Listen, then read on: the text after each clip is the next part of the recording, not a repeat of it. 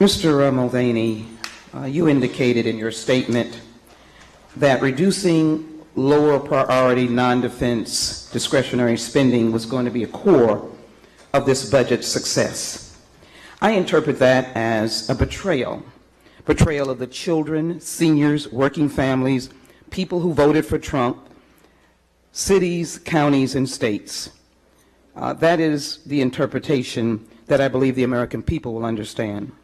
In the course of your budget, you have gutted or cut the National Endowment for the Arts, the National Endowment for the Humanities, and something that the Gulf region needs desperately. Coming from South Carolina, you should understand the Army Corps of Engineers.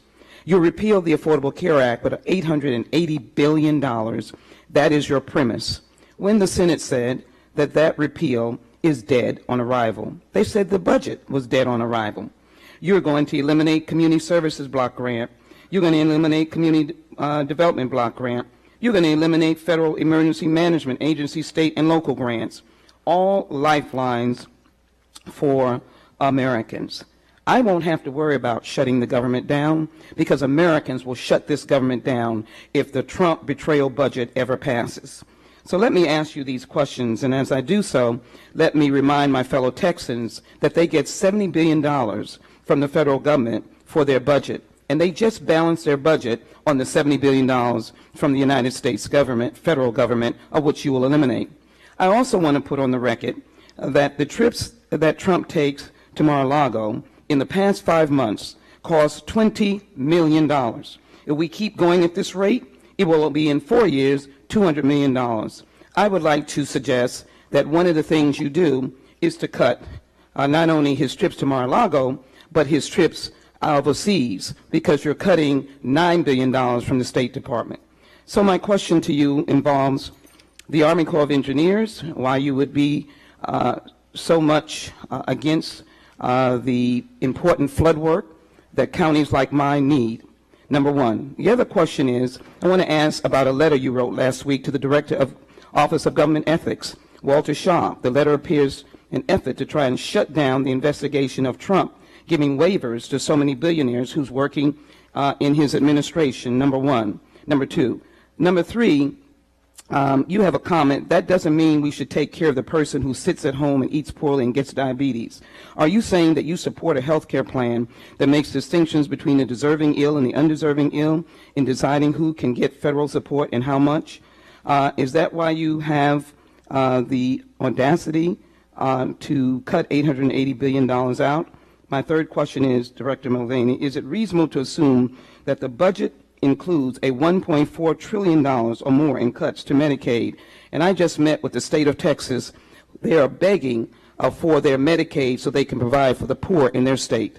I'd appreciate you asking the question, and would you answer the question, are you betraying those who voted for Trump looking for a lifeline, and are you betraying the American people?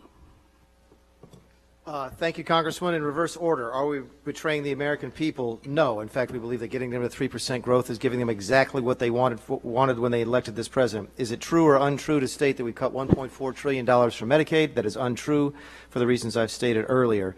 Regarding my statement last week on diabetes, I was speaking at a health care conference. What I was trying to do is draw a distinction between type 1 and type 2. But you did say it. Again, I'm trying to put my comments into context, ma'am. I'm aware of the difference between type 1 and type 2 diabetes.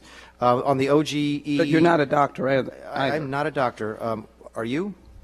I know diabetes. It's in my family and it's in my community, and it particularly impacts African Americans, and we will be devastated by this budget, along with working families. Regarding the OGE letter, I got a letter from the Office of Government Ethics that I thought was inappropriately broad and violative of statute. So I did what I think is the exact right thing to do when there's a dispute between two pieces of the executive branch.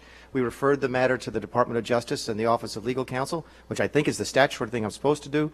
Regarding infrastructure, we are, as I've mentioned before, Army Corps of Engineers. The Army Corps of Engineers writ large with infrastructure is that we are trying to focus our attention on getting to the $1 trillion worth of new infrastructure, leveraging $200 billion of new spending. Your budget is full of tricks and trickery. It does not work. No economist will prove your budget in terms of it working. There will not be a 3% growth because the working population is expired. This is a betrayal of the American people. Thank you. I yield back. Expired.